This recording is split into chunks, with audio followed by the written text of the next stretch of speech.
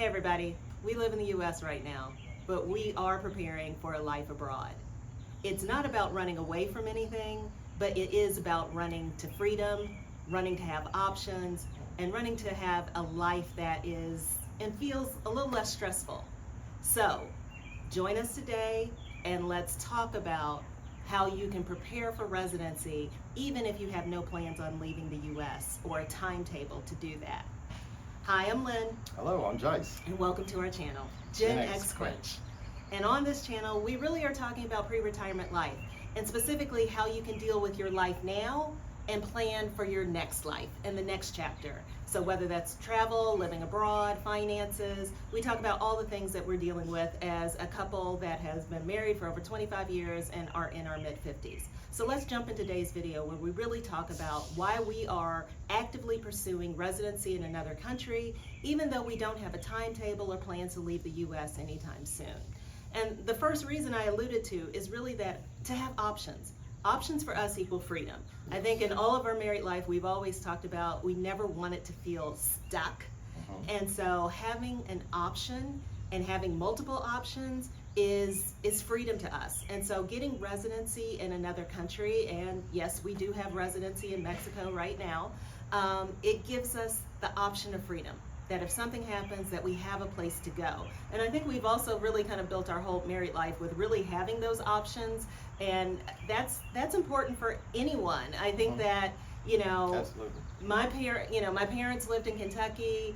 Jace's parents are in Florida. My sister is in Houston. We have good friends that live in Atlanta. We always have kind of had this like, okay, if the bottom falls out, where are we going to go?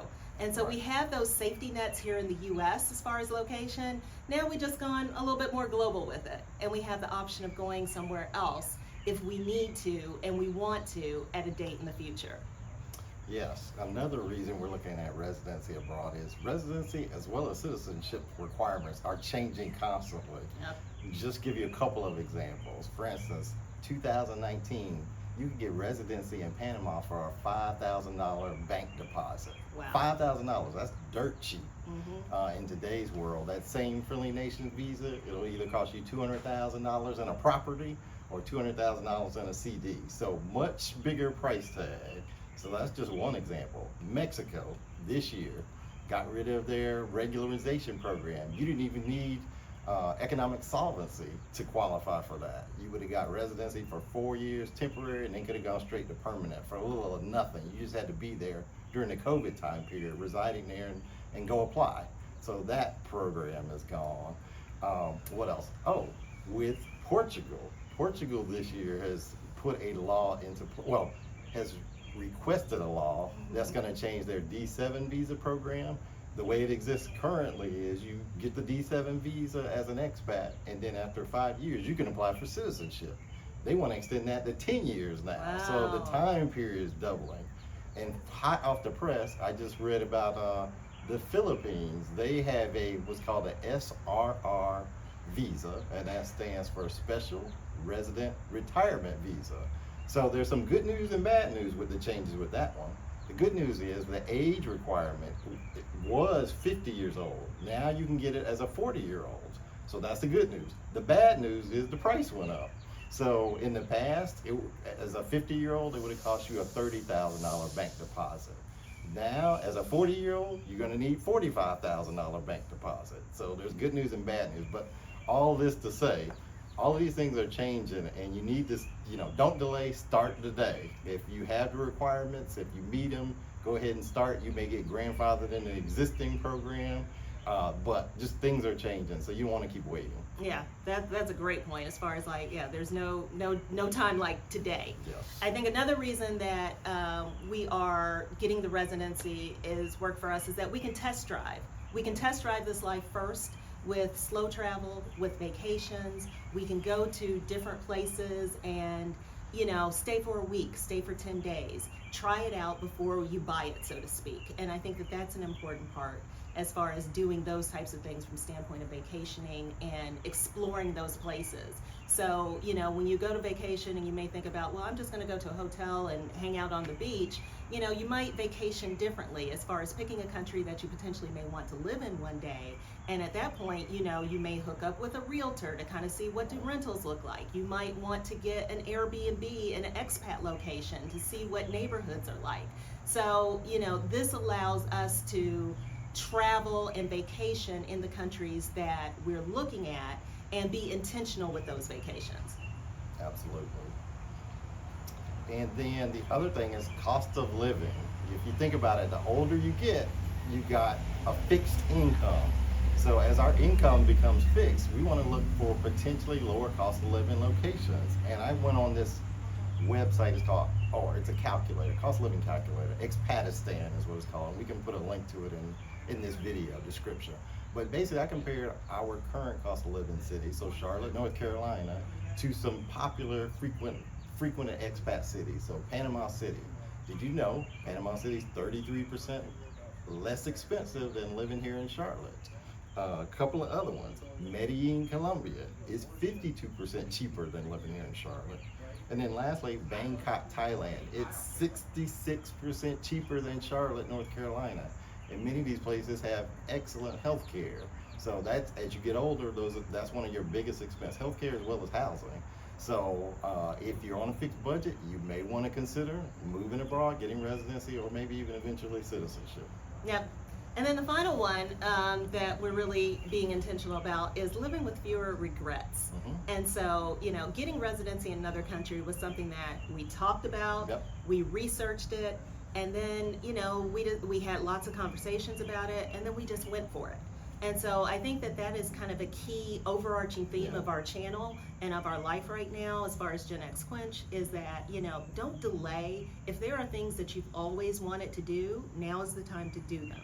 If there are things that you're curious about, research it, dabble in it, talk to other people about it, and then to make the decision on whether it's for you or not. Time is going to pass regardless. So you might as well be spending your time doing those pursuing and chasing and achieving those dreams that you've only just dreamed about. And we aren't getting any younger. So we don't want to be in our 60s and 70s saying woulda, shoulda, coulda, and oh my gosh, remember those conversations we had about maybe living abroad? And I wish that we would have done it because now financially it's out of reach. Now from a health-wise, we can't travel and move the way that we want. So, don't, as we've been saying, don't delay. We don't want to live with the regret of, I wish I would have done X. Yeah, and I would even say try different spots. Don't necessarily settle for the first place. Mm-hmm. Now it's good to get residency somewhere so you have a home base, but you try Mexico, then you say, I want to go to Southeast Asia. Then you see Thailand and Malaysia, and you realize, that's my sweet spot. That's where I want to go. So that would be another suggestion. Is just try different places if you can afford to do so. Right, obviously. right. I know that the money's not a never-ending thing, but if you got the time and you got the money, try different spots. Try a couple months here, a couple months there, and you can go for it. Well, and I think that's the beauty of kind of doing it before you make that decision that you have to go. That's what we were talking about from the standpoint of vacation. So as you look at the balance of 2025 and into 2026, maybe adjust those vacation plans to travel to some place where you're really considering living there and getting residency one day. And so just before we close this video, we want to go through a few tips of, how can you plan now? And what can you do right now to start achieving that thought and that dream of living abroad?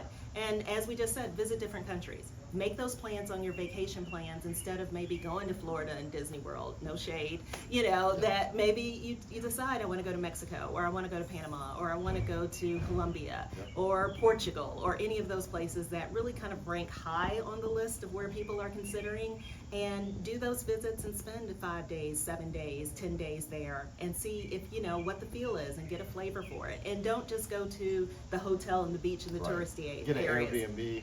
Right. Stay somewhere else, live amongst the people to see if you really could do one of those neighborhoods. Right. The other thing we talked about, starting the residency process early. Get your documents in order. Get your names changed to match your passport. All of those sorts of things. The sooner you start, the sooner you can begin the actual process of applying. Right. And then, you know, we're probably not all the way there. No. I think we are mentally, but this next one, downsizing and Yeah. decluttering.